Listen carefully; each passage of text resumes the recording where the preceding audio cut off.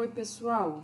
Tô de volta para dar continuidade àquele guia de leitura de artigo científico, né?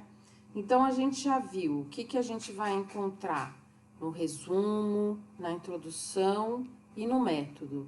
Vamos ver agora como que são descritos no artigo científico os resultados de uma pesquisa, ok? Isso, na verdade, tem que ser feito, ó lá, de uma maneira bem direta e clara. Então, a redação dos resultados, ela tem que ser objetiva e imparcial. O que significa isso? Que, de preferência, as frases têm que estar na ordem direta. O que são frases na ordem direta? Aquelas que contêm o sujeito, o verbo e o predicado. Não tem nenhuma análise ou julgamento sobre o resultado, apenas ele é descrito, então não tem nenhuma crítica, nenhum julgamento, nenhuma análise, tá? E também, em se tratando de dados quantitativos, esses dados vão estar expostos ou em tabelas ou em gráficos, de uma maneira complementar, tá? Então, nunca o mesmo dado vai estar em gráfico e tabela. Ou o dado vai estar descrito numa tabela ou num gráfico, ok? E o texto também complementa essa descrição, ok? Geralmente, toda pesquisa envolvendo o ser humano contém variáveis sociodemográficas, que são aquelas que a gente identifica, né, a população de estudo. Por quê? Porque contém o sexo, a idade, religião, estado civil, nível de experiência profissional, por exemplo, tá? E contém também as variáveis de interesse da pesquisa, isso é, aquelas que são o foco da pesquisa, que estão definidas dentro do problema da pesquisa, tá? Então, na descrição do resultado, o que a gente tem que esperar encontrar num artigo científico? Que vão estar descrito, primeiro, as variáveis sociodemográficas, para a gente conseguir, para o pesquisador, na verdade, né, apresentar um perfil da amostra de estudo dele, e geralmente essa descrição ela é feita pela estatística descritiva.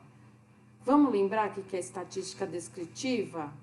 É aquela estatística que se utiliza, então, frequência absoluta, frequência relativa, média, moda, desvio padrão, né, mediana, tá?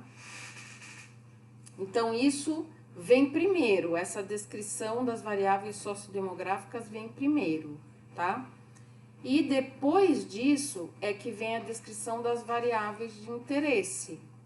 E aí também a gente vai encontrar estatísticas descritivas ou às vezes, e muitas vezes, né? Não é ou às vezes, na verdade, muitas vezes também estatísticas inferenciais.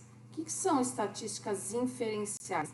São aquelas que analisam relações entre variáveis.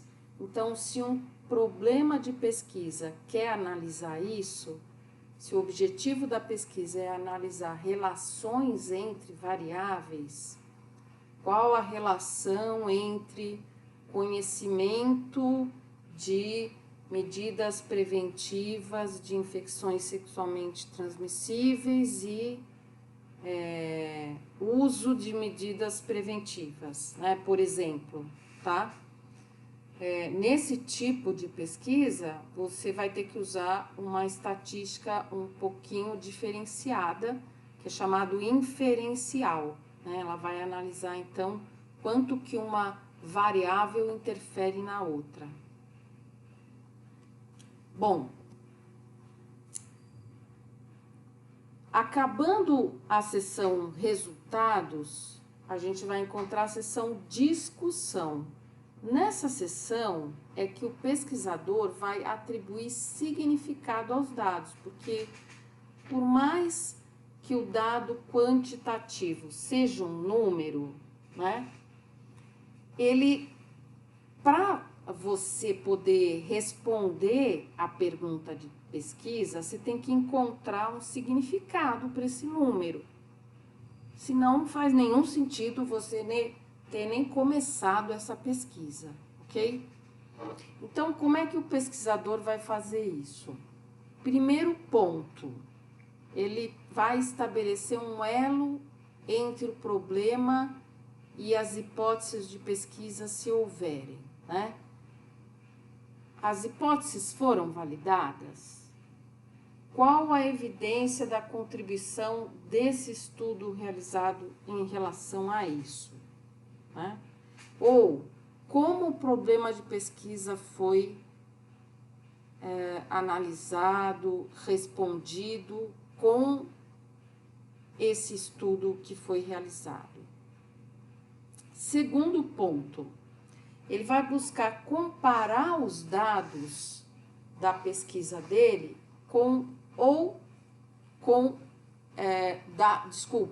primeiro com dados da própria pesquisa. Então, ele vai relacionar um dado com o outro. Então, por exemplo, né, o conhecimento sobre sobre doenças sexualmente transmissíveis foi maior na população que era mais idosa, né, que era mais velha, do que nas pessoas mais jovens. Então, isso é relacionar um dado com o outro, ok?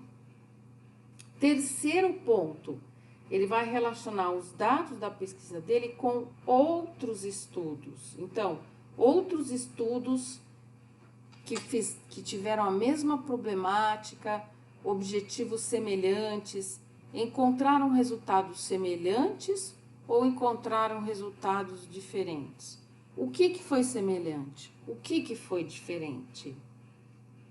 E por último, e não menos importante, né, ele tem que estabelecer as limitações do estudo.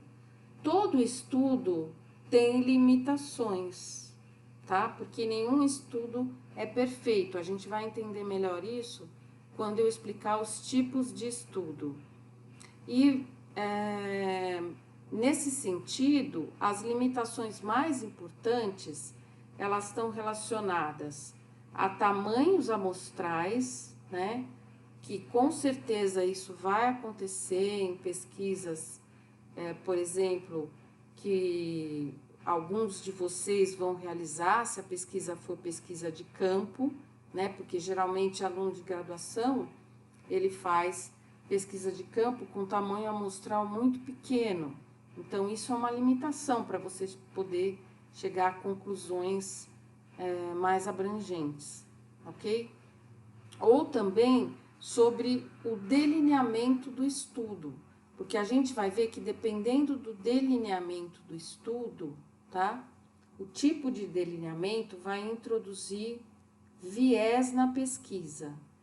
E o que é viés? Viés são interferências nos resultados, tornando os resultados não tão confiáveis quanto poderiam ser. E isso é inerente a alguns tipos de estudo. No entanto, isso não inviabiliza nenhum tipo de estudo, desde que a gente saiba, né, agir de maneira preventiva contra essas limitações, contra esses viés. Se a gente tomar medidas preventivas em relação a esses vieses de uma pesquisa, tá, relacionadas a delineamentos, a gente pode sim chegar a conclusões que são relevantes. E por último, a gente vai identificar então a seção conclusão, que nada mais é do que um relato dos principais resultados que respondem à pergunta e aos objetivos do estudo. Então, nesse momento, na conclusão, não se repetem dados já descritos de resultado nenhum. Você só apresenta quais foram os principais resultados que estão relacionados ao objetivo do estudo. E ainda após isso, a gente vai encontrar as referências, tá? Que na maioria dos artigos científicos na área de saúde utilizam as normas Vancouver. E quando vocês forem realizar a pesquisa de vocês e depois colocar lá as referências, eu recomendo vocês usarem um gerador automático de referências Vancouver, que é esse que está na transparência, que ajuda o aluno a configurar essa referência da maneira correta, ok? Então, aqui eu disponibilizo também as referências utilizadas para fazer essa aula, tá? E por último, eu faço um desafio para vocês, que é da gente de colocar um exercício para vocês realizarem aí na plataforma, tá? E o exercício é esse aqui que eu vou disponibilizar ali na plataforma. Ups, vou mudar para a tela. Eu vou mudar para a tela menor assim que fica melhor, tá? Então, olha só. Eu fiz aqui, ó. Vocês vão ler um artigo científico que vai estar anexado aí também. E aqui nesse impresso tem a referência do artigo, ok? Aqui tem a referência, na verdade, com o link do artigo, tá? E aí, aqui tem um resuminho de todos esses tópicos que eu falei para vocês, tá? Sobre a leitura de um artigo científico, né? O que a gente encontra na introdução, no método, resultados e discussão. E depois tem uma tabelinha aqui para você, ao fazer a leitura do artigo, que vai estar ali anexado, tá? Na plataforma, você vai completar aqui esse segundo quadro, ok? Que são 2 páginas aqui. E aí, depois de fazer isso, você vai anexar o exercício lá, tá? E aí, no horário de aula, eu vou encontrar vocês, então, para a gente tirar as dúvidas e para a gente conversar um pouquinho mais, tá bom? Lá no chat do Google Classroom. E por enquanto é só. Aguardo vocês no próximo encontro, tá bom? Até lá. Tchau, tchau.